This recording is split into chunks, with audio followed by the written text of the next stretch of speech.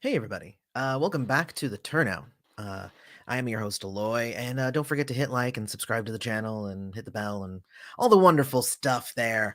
Like yesterday, we were here talking about Charmed, and today we're talking about The Falcon and the Winter Soldier, episode 2. Why are we talking about episode 2 and not episode 1?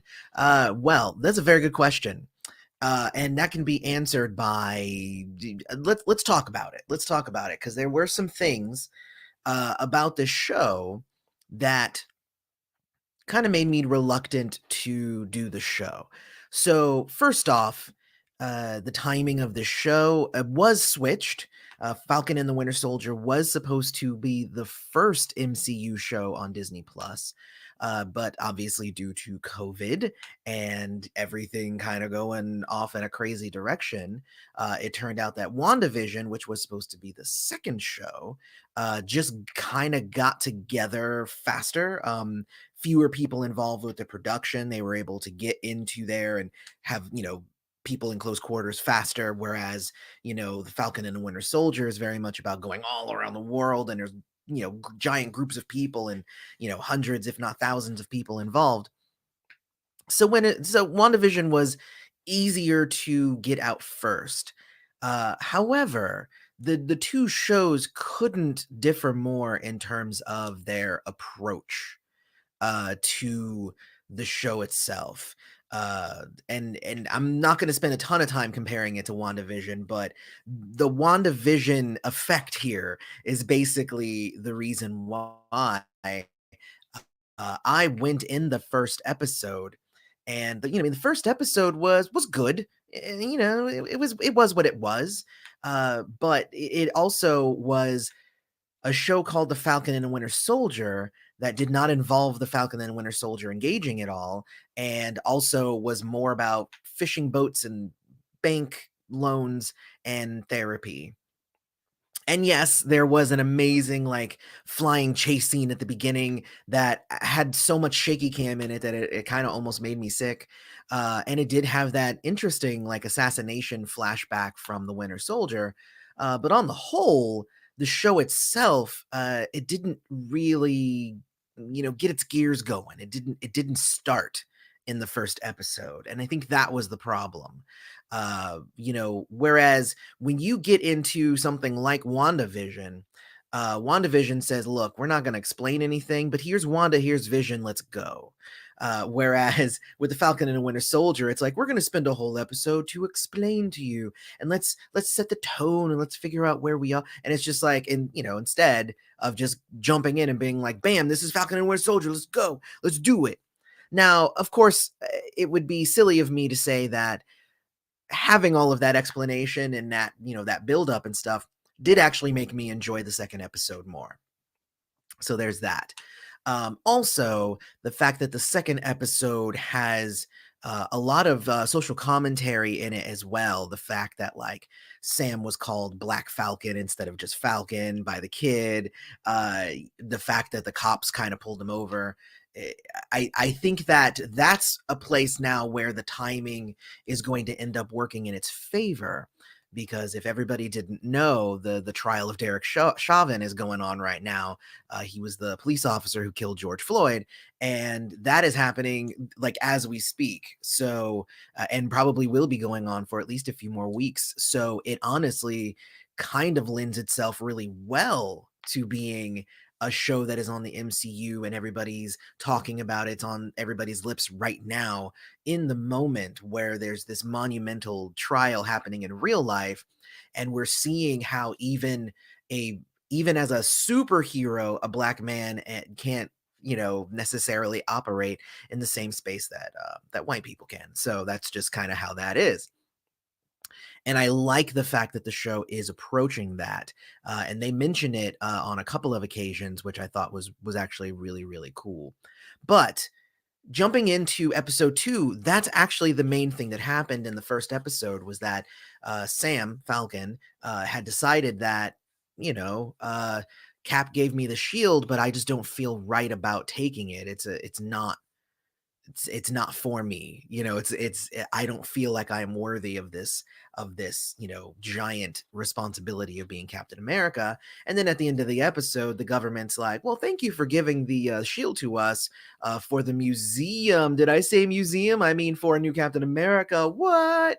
And then obviously the second episode starts off and we get to meet the new Captain America. The Star Spangled Man is the name of the episode, which I kind of dug. But and if turns out that he is he's just a dude. And this is honestly, this is something that anybody who's watched my Charm reviews, um he's basically an Antonio. He just got the chance of a lifetime. He he he's like somebody who's worked. He is a hero in his own right. He has worked really hard and he finally has been given this responsibility and this amazing, feeling of being Captain America and trying to stand in the shoes, stand on the shoulders of these giants. And then it turns out that like everyone hates him for it. And it's like, what? So it's like, so that's part of my thing with this episode is that both Bucky and um Falcon, they both are really, really hating on, US Agent is essentially who he is from the comics, but the new Captain America, they're really, really hating on him. And it's because he has the shield and Sam shouldn't have given up the shield and like all of these things. But like none of the things that they're mad about are actually this guy's fault. So I think that's mainly my main issue with it. It's just like, well, then you should you should point that anger towards the government and the people who you gave the shield to and like all of these. There's a ton of other people who deserve the blame here, whereas this dude's just like, I have Captain America's shield and I'm going to try and make as good a difference as I can.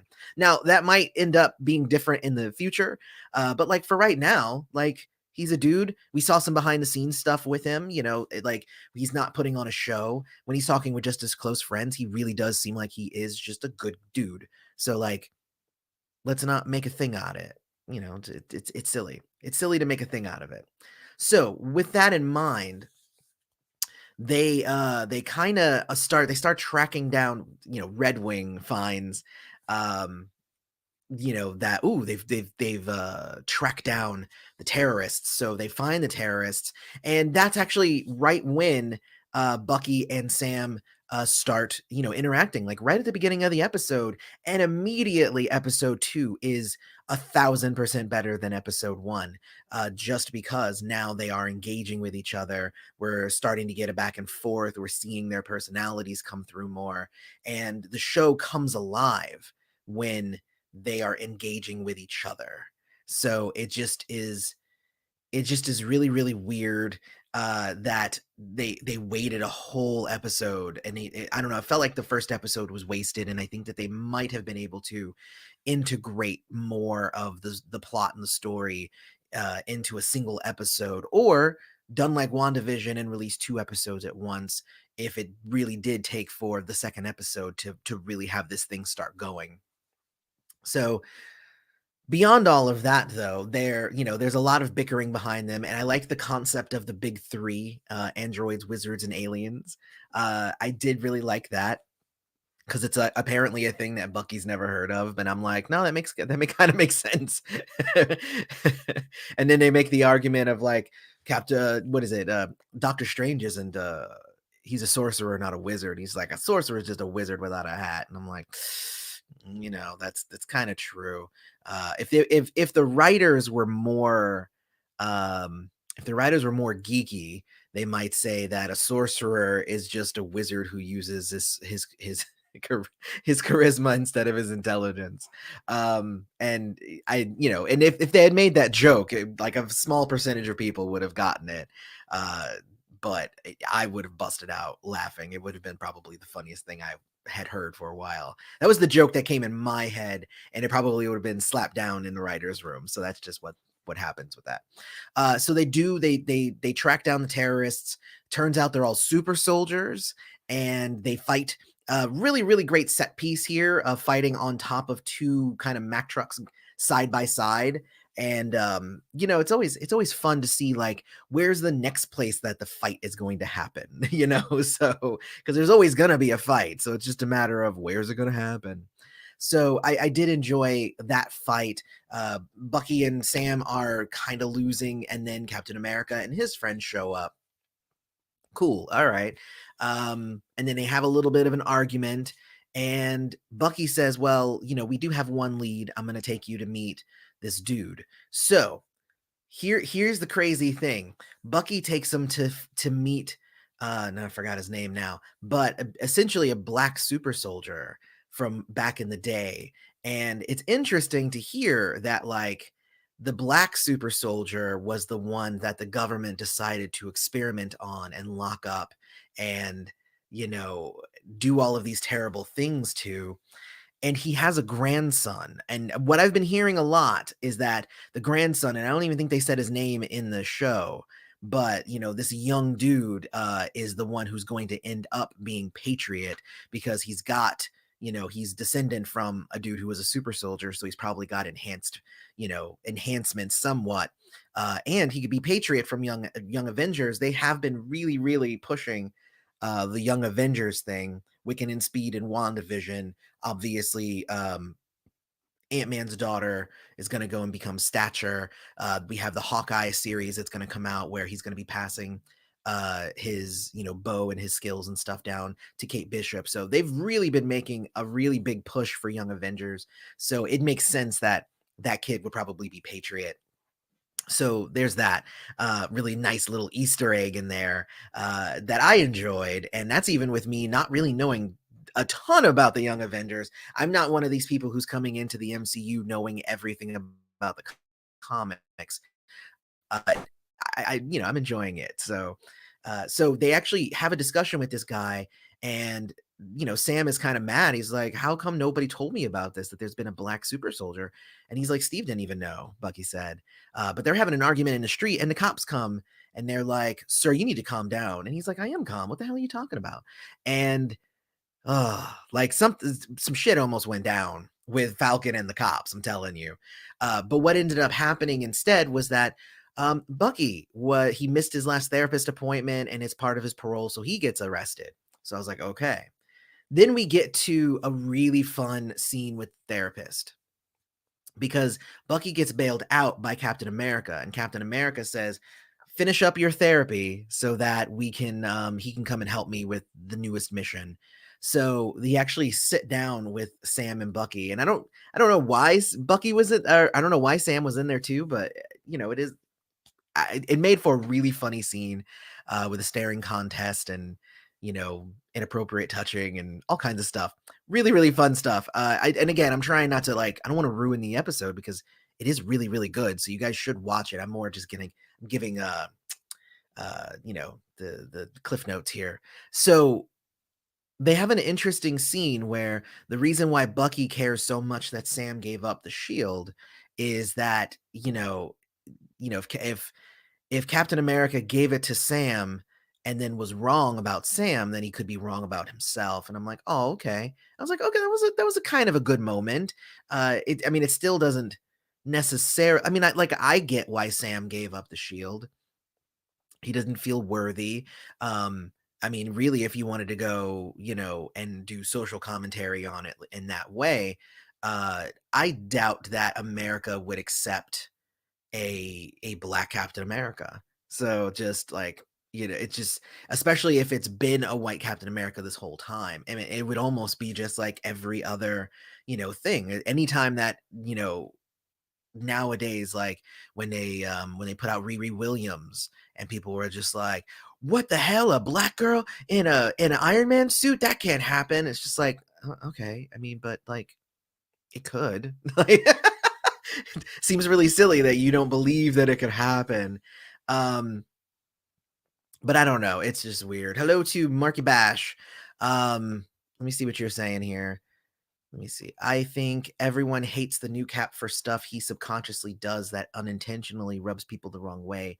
I don't think he ever consciously, subtly tried to undermine or offend anybody.